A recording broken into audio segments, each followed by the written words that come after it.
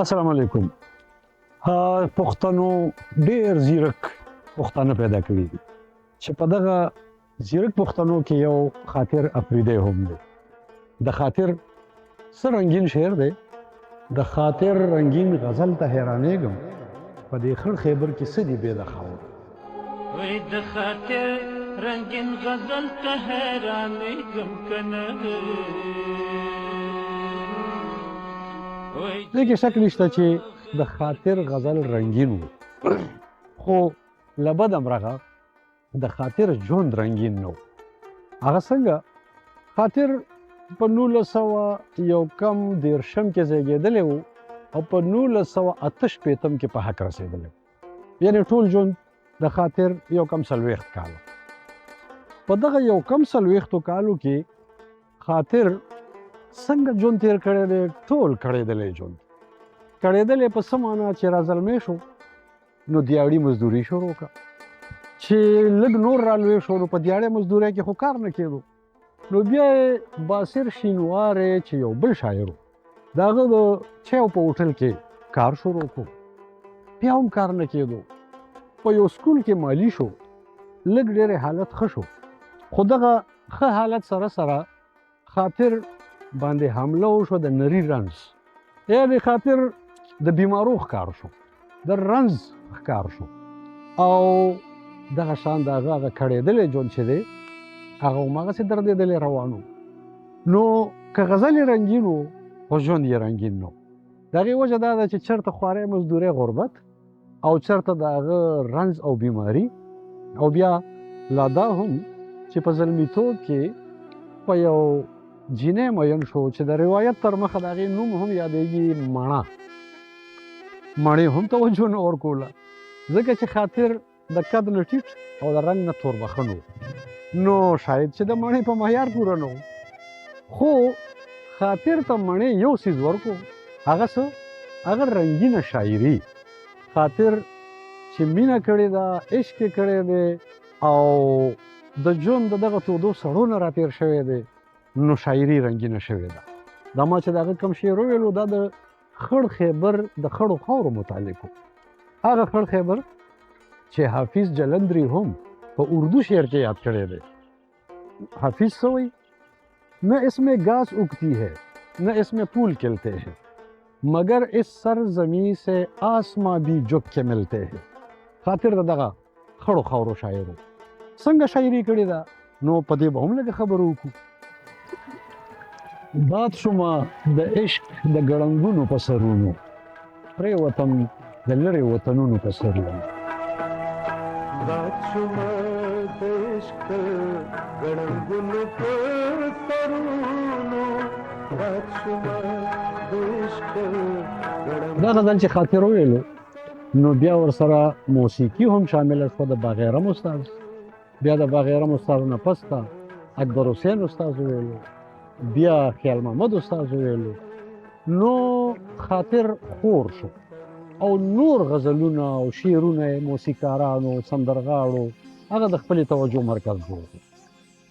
اخر کې خاطر رښتیا هم دې مقام ته ورسېدو چې پرېوتم د لرې وطنونو په سرونو، خو د دې نه هم یو بل مقام ته ورسېدو. خاطر دا وویلی دي چې ښکلي به سر ټیټ کې یاره ستا په تصور کې، ډېر خاطر ستا د غزلونو په سرونو. نو خاطر په دنیا راخور شو، داسې راخور شو چې د پښتو ادب څېړونکي د هغه شاعرۍ پسې ګرځېدل شروع کړ، د هغه شعرونه یې چاپ کول شروع کړ. لومړی غزل یې مولانا عبدالقادر مرحوم د دهلي نه چاپ کېدونکې مجله نن پرون کې چاپ کړی. خاطر چې هغه مجله ومونده لکه د تعویض بیا ځان سره ګرځوله. خو یوازې دا نه چې دا څېړونکي ورپسې شو نو بس یو مولانا عبدالقادر د خاطر غزل چاپ کړ. د خاطر دغه کلامونه د سندرغاړو نه نورو لیکوالو راغونډ کړ. په افغانستان کې بریالي باجوړي د خاطر کلیات چاپ کړ، یعنې دیوان یې چاپ کړ. دلته په پېښور کې مقدر افریدي او کیس افریدي بیا دیوان خاطر چاپ کړ. د هغې نه پس ته د خاطر زوی جاوید او ځینې نورو ملګرو د خاطر کلیات چاپ کړ. نو خاطر په نړۍ خور شو، په علمي نړۍ، په ادبي نړۍ. علمي نړۍ داسې چې زموږ یو زلمي ډاکټر عاطف په هغه باندې پی ایچ ډي وکړ په خاطر افریدي، دغه په شاعرۍ. او بیا څه د خاطر د غزلو انګازې وي چې خورې وي. خو خاطر به یوازې عوامو کې مقبول نه و. عوام خو هغه خلک دي چې د شعر په جوړښت او ټکنیک نه پوهېږي. خو خاطر د تغزل ډېرې نازکۍ لرلې، ډېر باریکۍ لرلې. دا ما چې کوم شعرونه وویل، تاسو غور وکئ. په دې شعرونو کې یو شعر دی چې کاشکې چې دا ستا د اننګو خوله هم زه وې، کاشکې چې دا ستا د اننګو خوله هم زه وې، پرخې ته چې ګورم د ګلونو په سرې وي. کم نزاکت دی په دې شعر کې، کم تغزل دی په دې شعر کې، او دغه شان په دې ټول کلام کې. نو د خاطر کلام چې څنګه خور شو تر مونږ هم راورسېدو، نو مونږ خپلو مینوالو سره د هغه شعرونه لږ نور هم شریکو، مونږ ته غوږ ونیسئ. لچې په فکر کې داستا شمه، لاړ شمه د ځانه خو بیا راشمه. یاره دا خاطر هم څه عجیبه شاعر و. ټکنیک خو د تغزل لرلو، خو ورسره یو فطري او سادګي او رواني او خوند هم لرلو. کله کله خو به د تخلص استعمال داسې کولو چې بنده به ورته حیران شو. تاسو په دې شعر غور وکئ. دا زه خاطر ستا د خاطر دپاره په خپل خاطر د غم چپې تېروم. 3 ځل په چې خاطر راغلی دی او 3 واړه ځل په خپلو معنو کې راغلی دی. ګوره چې د زړه کور ته دې راشي پروا نشته. ای خاطره، خاطر تل د مېلمنو شي. یعنې دلته بیا د خاطر د تخلص په خپلو معنو کې راغلی دی. نو دا د خاطر د غزل ټکنیک و. کله کله خو به د خپلې محبوبې د طرفه ځان ته مخاطبه کوله. وار به دې راشي خو که وار دې وکړو، نو دا خو د محبوبې د طرفه و. یا دې ته غور وکئ چې خلک پې تېر شوي د سرونو نه، خوله رانه خاطر په تشه خوله غواړي. څه د کمال شعر دی. یو خو د سر نه تېرېدل او خوله غوښتل، او بیا په تشه خوله غوښتل. د خولې دا استعمال وګورئ. خلک پې تېر شوي د سرونو نه، خوله رانه خاطر په تشه خوله غواړي. شعر د محبوبې د طرفه دی، او بیا تشه خوله، تشه وینا، او خوله غوښتل یعنې پپه غوښتل. دا د تغزل نزاکت نه دی، نو څه دي؟ دا کمال دی. هسې چې په دې ټول غزل باندې غور وکړي، دا زموږ ملګري، زموږ اورېدونکي، نو هغوی به ترې لا خوند واخلي چې زړه که مې هر څو رانه هر څه غواړي، هېڅ نه دی خبر چې هر څه زړه غواړي. اوس هلته خو د سر او د خولې خبره وه، دلته د زړه دا خبره څنګه کوي؟ زړه که مې هر څو رانه هر څه غواړي. یعنې زما دا زړه هم عجیبه لیونی زړه دی. هر څو که د ده غوښتنې عجیبه وي، دی که هر څو هر څه غواړي، خو دا زړه مې خبر نه دی چې هر څه غوښتل خو داسې اسان کار نه دی که نه. یعنې هېڅ نه دی خبر چې هر څه زړه غواړي، لوی زړه غواړي، لویه تقاضا، لوی جرأت. نو داسې خو نشي کېدی. نو دا بیا د خاطر کمال دی چې د محبوبې د طرفه شعر وی، خو د تغزل نزاکت او رنګیني او د ژبې سادګي هغه هم په نظر کې ساتي. کله کله خو خاطر بنده حیران کی. یعنې داسې یو روان او داسې یو زړه راښکونکی شعر به ووایي، او په هغې کې به خپل نفسیاتي کیفیت هم ځای کړی. مثلا زه شعر را یادوم چې دا ستا په سترګو کې به څه پاتې شي، خاطره یار که مې په زړه پاتې شي. دا ستا په سترګو کې به څه پاتې شي، دا ستا په سترګو کې به څه پاتې شي، یار مې په زړه پاتې شي. اوس دا هغه نفسیاتي غصه هم ده، رقیب ته اشاره هم ده، او بیا وایي دا چې که یار زما په زړه پاتې شي، نو ته به څه کې؟ ستا په سترګو کې به څه پاتې شي؟ دا ستا په سترګو کې به څه پاتې شي، رقیبه یار که مې په زړه پاتې شي. څه د خوند شعر ویلی دی. یعنې د خاطر په هر شعر کې یو ځانګړتیا، یو ځانګړی زړه راښکون او بیا د محبوبې د طرفه مخاطبه، بیا د تخلص استعمال، دا څه عجیبه کیفیت دی. دغه وجه وه چې د خاطر شاعري سندرغاړو ته، موسیقارانو ته ډېره اسانه وه، او شاید ما ذکر کړی هم وي چې لومړي کلامونه خو یې بغیر هم استاد ویلي دي. اکبر حسین شیخ خیلې ډېر ورته نږدې و، ولسي شاعر و. احمد ګل استاد ولسي شاعر و، او وروسته خو بیا ګلزار عالم او سردار علي ټکر او هارون باچا او چې څومره زمونږ نوي او زاړه سندرغاړي دي. خو دا ده چې خیال استاد، خیال محمد استاد چې خاطر څنګه ویلی دی، نو د دنیا ګوټ ګوټ ته یې رسولی دی.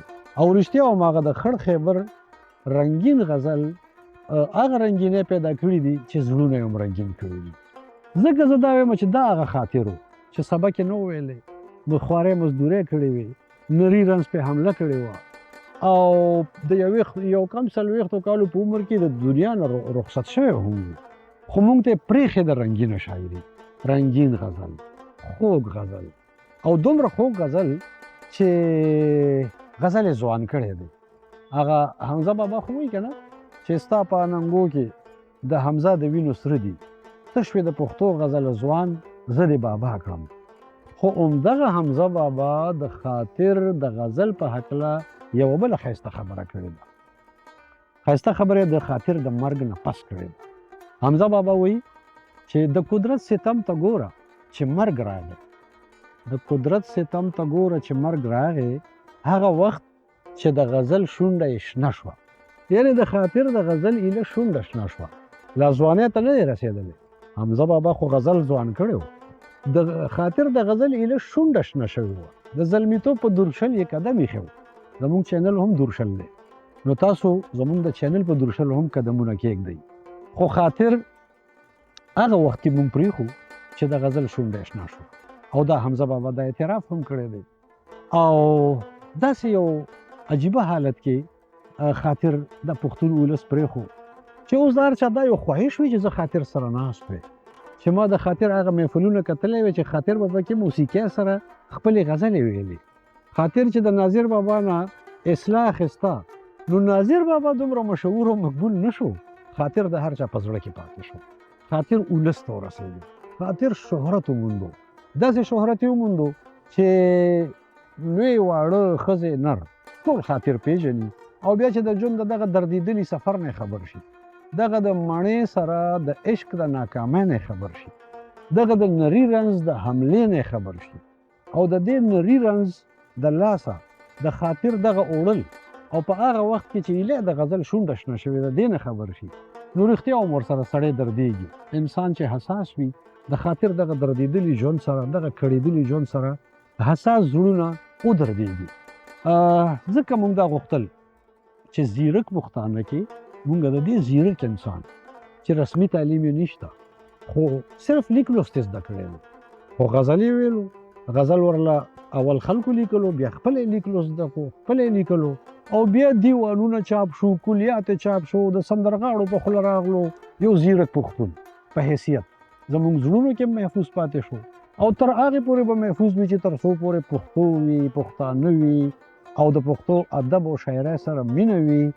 راځئ چې په جمع دعا وکړو چې الله پاک دې د دغه رنګین شاعر هغه دنیا رنګینه کړي.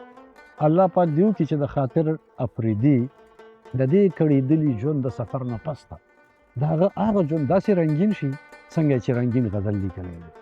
د خړو خاورو نه عمدې ځمکې لاندې خاورو ته تللی خاطر په سینه کې رنګین جذبات لري، په شاعرۍ کې رنګین احساسات لري.